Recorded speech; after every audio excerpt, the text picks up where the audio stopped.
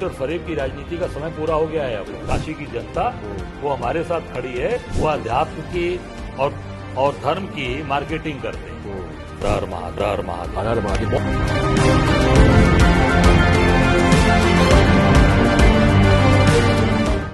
नमस्कार, स्वागत है आपका एक बार फिर से आपके अपने खास कार्यक्रम यात्रा अध्यात्म में। मैं हूं शिवन तिवारी। आज हमारे इस खास कार्यक्रम में खास मेहमान है 5 बार के विधायक और वाराणसी संसदीय क्षेत्र से 3 बार के कांग्रेस सांसद प्रत्याशी और वर्तमान में कांग्रेस कमेटी के प्रदेश अध्यक्ष अजय राय जी।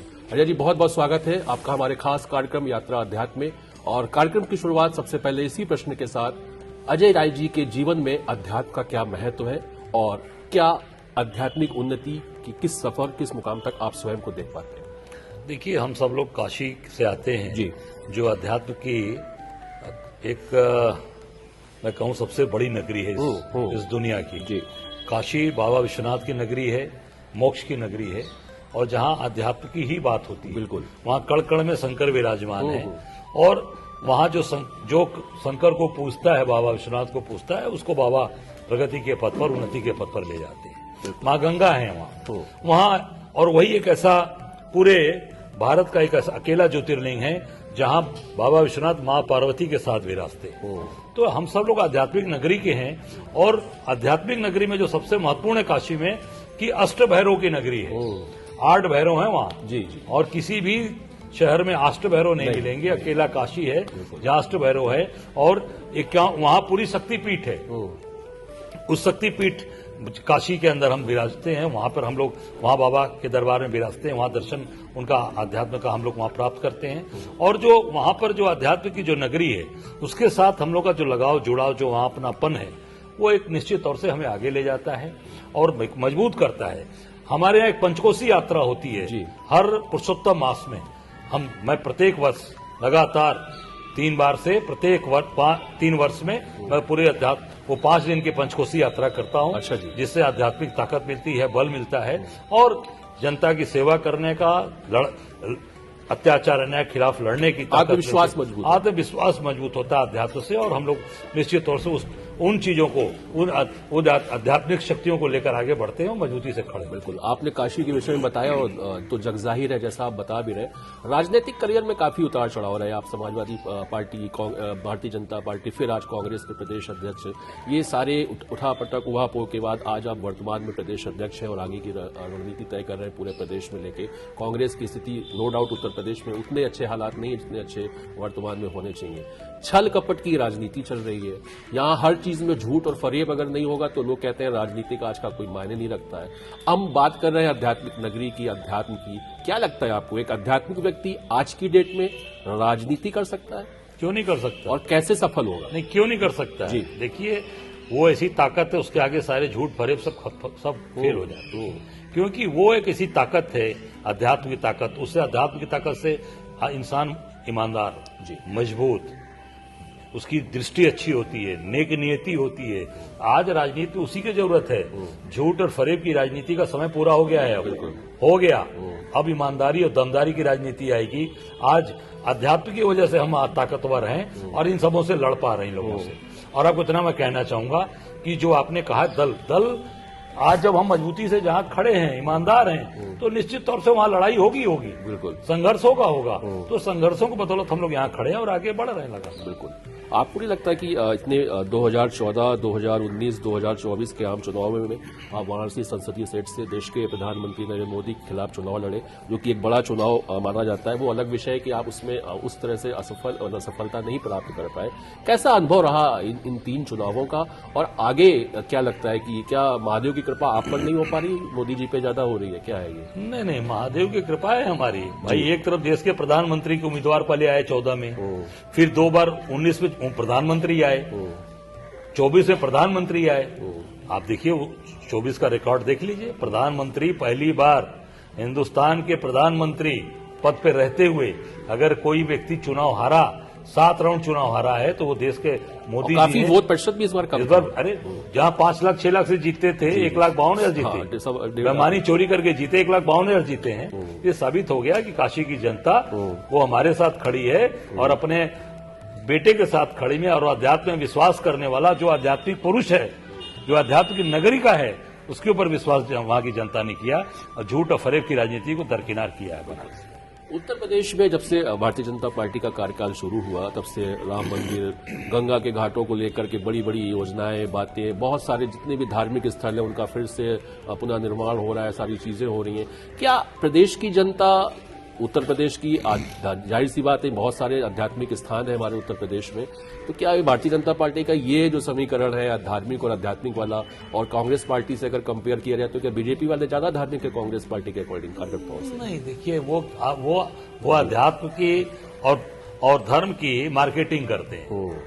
हम कांग्रेस के लोग धर्म की मार्केटिंग कभी नहीं किए जी। हम आध्यात्मिक हैं, धार्मिक हैं, हम बाबा विश्वनाथ के भक्त हैं और निश्चित तौर से बाबा विश्वनाथ का हम सब लोग भजन करते हैं और हर हर महादेव काशी की परंपरा है। हर हर महादेव से ही, जैसे कहीं हम जाते हैं बाबा के दरबार में तो हर हर महादेव, या बैठेंगे तो हम कहीं भी शुभ काम करेंगे तो वहां हर हर महादेव करते हैं। या अध्यात्म की नगरी जहां महामृत्युंजय जी का मंदिर है, पूरे हिंदुस्तान में अकेला मंदिर है जी। महामृत्युंजय का मंदिर पूरे हिंदुस्तान में कहीं नहीं मिलेगा। अच्छा। महामृत्युंजय का मंदिर केवल काशी में विराजमान है और वहां पर हम लोग जाते हैं दर्शन करते और वो उनकी आराधना करते हैं और निश्चित तौर से जो उनकी कृपा आशीर्वाद हम सबके ऊपर है। और आज अध्यात्म में निश्चित इतनी ताकत है। भाजपा मार्केटिंग करती है, कांग्रेस के लोग कभी मार्केटिंग नहीं करते, धर्म को बेचते नहीं, ये धर्म की मार्केटिंग करते हैं। गंगा घाट की सफाई की बात है, आप 18 नाले आज भी गंगा जी में गिर रहे हैं। आप नगवा से शुरू करेंगे और आपको राजघाट तक नाले गंगा मैया में गिरेंगे। जो मोदी जी ने कहा था प्रधानमंत्री मैं मां गंगा ने बुलाया, अध्यात्म की नगरी में जाकर झूठ बोलना, तो ये साबित हो गया कि ये केवल दिखावटी बनावटी लोग हैं। कांग्रेस के लोग अध्यात्म को मानते हैं, अध्यात्म को जीते हैं और धर्म को पूरी तरीके से मानते हैं। बिल्कुल, हम सब लोग बाबा विश्वनाथ के भक्त हैं और निश्चित तौर से उनके में आस्था है। बिल्कुल। एक चीज आपसे और जानना चाहते हैं, चूंकि आप राहुल जी के काफी करीबी हैं, आपके नेता हैं वो, क्या मुझे ऐसा सुनने में आया, लोग अक्सर कहते हैं कि राहुल गांधी जी की जो साधना और पूजा पाठ का जो अपना एक तरीका है, वो शिव जी के परम भक्त हैं और वो उनकी जो साधना और जो उपासना है वो अलग विषय की तस्वीरें सामने नहीं आती। दूसरी तरफ देश के प्रधानमंत्री मोदी जी कभी अयोध्या जी, कभी आपकी वाराणसी, कभी केदारनाथ, कभी बद्रीनाथ और कई सारी तस्वीरें, तो जनता चूंकि देखती है चीजें, उसका प्रभाव पड़ता है। क्या राहुल गांधी जी के साथ के विषय में ये बात सच है कि वो महादेव के परम भक्त हैं और फिर तस्वीरें फिर क्यों नहीं सामने आई? बिल्कुल, देखिए मैंने कहा ना कि मार्केटिंग नहीं करते कांग्रेस के लोग, राहुल जी मार्केटिंग नहीं करते, कभी धर्म की मार्केटिंग नहीं किया, कभी धर्म को बेचा नहीं। वो पदयात्रा करते हुए आप देखे होंगे, उन्होंने बाबा के दरबार में केदारनाथ जी एक नहीं कई बार गए। उन्होंने जो सबसे बड़ी कठिन यात्रा है मानसरोवर की यात्रा उन्होंने पदयात्रा करते हुए पैदल गए। बाकी बात देख लीजिए, कोई नेता भाजपा के मोदी जी कभी गए हैं? मोदी जी कभी गए तो देख लीजिएगा। बिल्कुल, उन्होंने कभी मार्केटिंग नहीं, कभी फोटो नहीं डाला, कभी वो उसकी कभी जाहिर नहीं किया। उपासक है शिव जी के, उपासक हैं, बिल्कुल उपासक हैं। वो बाबा विश्वनाथ के उपासक हैं। जिस तरीके से देखिए वो कैसे शिव जी की उपासना करते हैं और किस तरीके से वो बाबा की पूजा करते हैं, वो जग जाहिर है और शिव भक्त हैं और बिल्कुल, पर वो मार्केटिंग नहीं करते, दिखावा नहीं करते।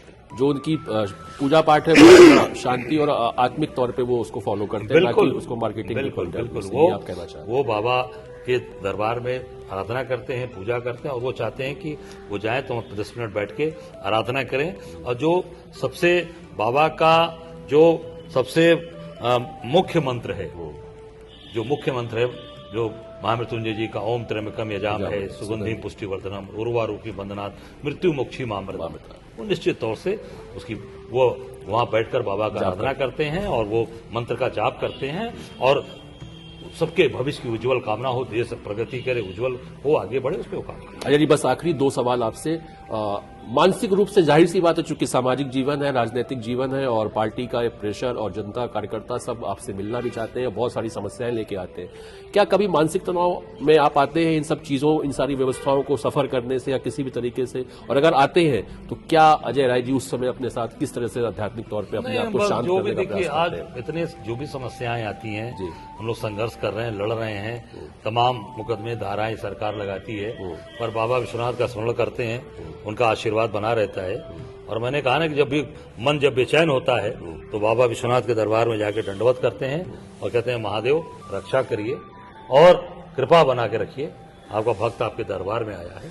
और बाबा सब कुछ फिट करते हैं, सब मस्त करते हैं, उनका आशीर्वाद है। बिल्कुल, तो मतलब ये कहा जा सकता है कि 2027 के चुनाव में महादेव की कृपा कांग्रेस पार्टी पर होगी। बिल्कुल बिल्कुल, हर हर महादेव हर हर होगा, महादेव होगा। हर हर महादेव होगा और डंकी की चोट पर 2027 जीतेंगे बाबा विश्वनाथ के आशीर्वाद से। आखिरी हमारे दर्शकों के लिए कोई संदेश आपकी तरफ से कि किस तरीके से वो अपनी आध्यात्मिक उन्नति करें और अध्यात्म कितना महत्व रखता है आम जनमानस में? मैं अपने सभी आपके दर्शकों को, अपने भाइयों से कहना चाहूंगा, ये अध्यात्म में पूरी निष्ठा के साथ, धर्म के साथ पूरी निष्ठा के साथ वहां पे भगवान से जाके अपना प्रार्थना करें, आराधना करें और जरूर मंगल कामना करें, केवल अपने लिए नहीं, समाज के लिए, देश के लिए, लोगों के लिए, और सबकी रक्षा करें प्रभु। और मैं इतना जरूर कहूंगा कि उसकी मार्केटिंग करने की जरूरत नहीं है, दिखावा करने की जरूरत नहीं है। धर्म ये हमारा व्यक्तिगत मामला है, अध्यात्म मामला है, जाइए करिए और बाबा से का आशीर्वाद आप पे बने, यही मैं मंगल कामना करता हूं। हर हर महादेव। हर हर महादेव। बहुत बहुत धन्यवाद अजय जी, आपने अपना इतना कीमती समय हमें दिया। तो आप थे कांग्रेस पार्टी उत्तर प्रदेश के प्रदेश अध्यक्ष अजय राय जी। इनके विचार आपने सुने, जो बता रहे थे कि अध्यात्म कोई मार्केटिंग का विषय नहीं है, जबकि ये आत्मिक विषय है और आपको अपनी आध्यात्मिक उन्नति करनी है तो उसको दिखावे से थोड़ा दूर होकर आप एकांत होकर के शिव की आराधना या जो भी आपके इष्ट है आप उनकी आराधना करें। और चलते चलते बस हम भी आपसे ये भी आज कहना चाहेंगे कि आत्मा के सौंदर्य का शब्द रूप है काव्य, आत्मा के सौंदर्य का शब्द रूप है काव्य, और इंसान होना तो भाग्य है पर महादेव का भक्त होना सौभाग्य। फिर मुलाकात होगी, तब तक के लिए नमस्कार।